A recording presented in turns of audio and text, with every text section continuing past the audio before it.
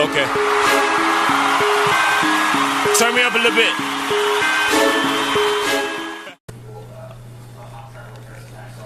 Hey, what's going on, everybody? Welcome to the meat stall, where I urge you to find you some meat and smoke it. The meat on the menu today is tri tip.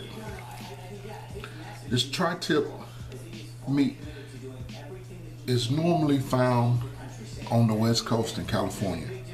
So out here in San Diego, it's real easy for me to get.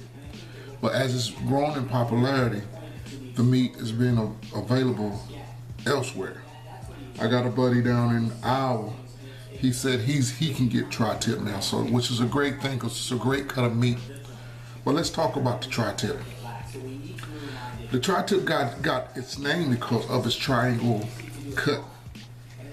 3 tips. I eat the word tri tip. 1, 2, 3. And where it comes from the lower part of the animal,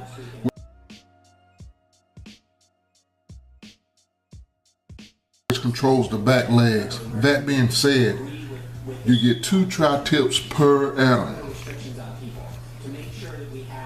No math needed. The tri tip I picked up today, I got it from Walmart. The Walmart grocery store. I think I paid about $10 for this, and it's weighed in roughly at about 2.3 pounds. Normally tri tip, you can find a tri tip from 2 to basically 4 to 5 pounds. And I think I paid about $4.50 to a pound, which was pretty good. This morning, I have trimmed some of the fat off. It came with a fat cap that was here. I trimmed 90% of this off, I would say 95, and I left a little bit of the silver skin, which I think will dissolve within the cook. The tri tip is a flavorful piece of meat, and the reason being is because if you can see how it's marbled with fat, this fat here is what's going to give it flavor. The seasoning that I went on with today is Santa Maria style seasoning. The seasoning was developed here in California, Santa Maria, California. I use the name Santa Maria style seasoning, but you can make it yourself. It's basically just salt and pepper and garlic. You can put a little cayenne pepper in it, you know what I'm saying, to make it to put a little kick in it if that's what you choose to do. But it's a real good seasoning for, I use it a lot on tri tips and on briskets, London broil, any beef product, I use it on there. Since I'm gonna be doing this in the house today, something that I'm gonna use today that I won't be using, won't see me use a lot of, is this liquid smoke. When you're using that liquid smoke, use it kind of sparingly because a little goes a long way. This thing is concentrated.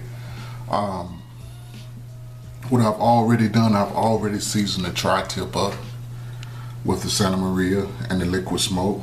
I also got the edges of the tri tip, all except this edge. Let me get this edge here.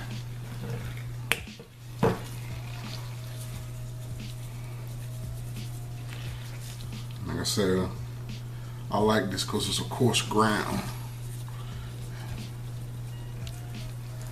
It smells good. Next, I'm gonna let this sit up probably about maybe an hour. Then I'm gonna put it in the vacuum bag, and the next time you see it, I'll be going into the Nova submersion cooker. Okay, we got the Nova fired up. It's going about 135. I'm cooking today at 135. Probably have this meat in about 3 hours. Then I'm gonna take and finish it off on the flat top inside the house. I'm gonna completely cook this inside the house without leaving the kitchen. So we can know that it can be done. Okay, let's go in with the tri-tip. It's a tri-tip, put it in the vacuum seal bag, and let's drop it in. We're at 135, let's drop it in.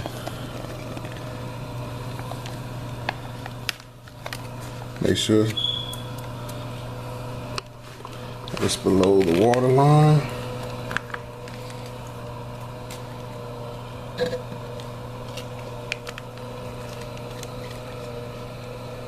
There we go. 135. 3 hours. Should be a nice medium rare. The Nova submersion cooker.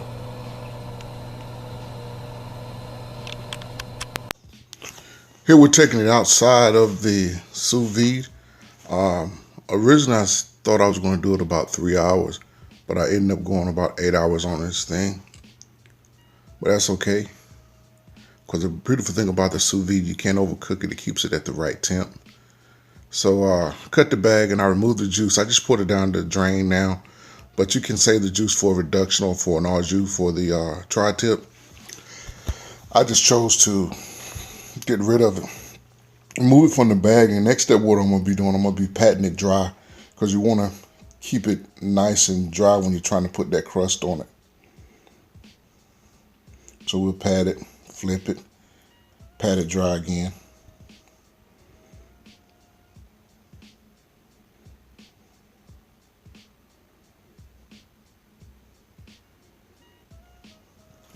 I'm going to go on with another layer of flavor. This is the Cavenders Greek season. It has no or low salt in it, which I like about it. So I covered the tri-tip both sides, and now I'm onto a screaming hot skillet. I got both of these eyes turned up, and I really like this cast iron griddle, because it puts beautiful grill marks on it, and especially if you're doing it on the inside and you want to get that look. So let's turn it a quarter turn.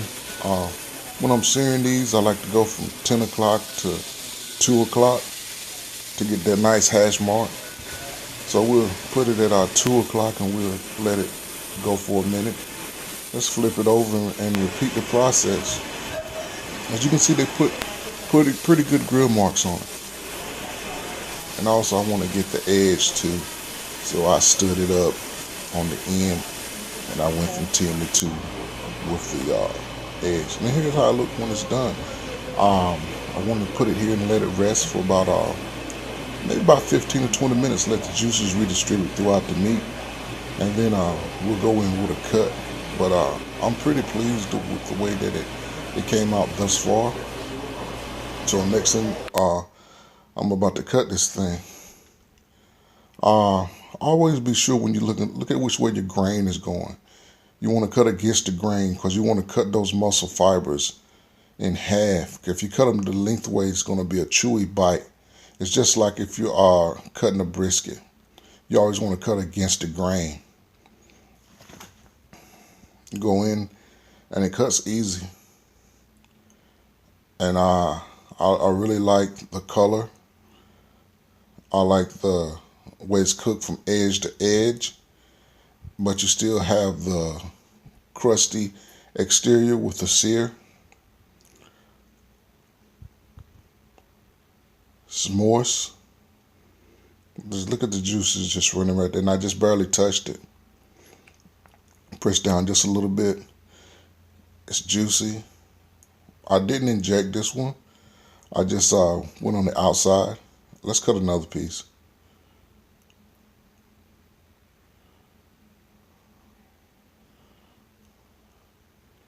You can just see the juice.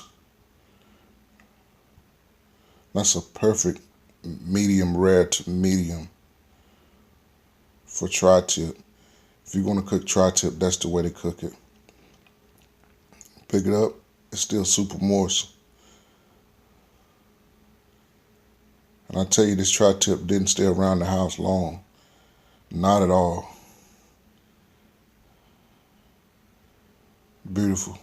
Beautiful piece of meat. So I went down to Walmart, got me a tri-tip, seasoned it up, put it in the Nova for 8 hours, took it out, patted it dry, re-seasoned it, went on the griddle to put my grill marks on it, 10 and 2.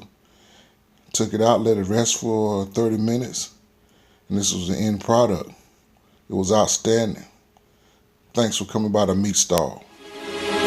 Okay. Turn me up a little bit.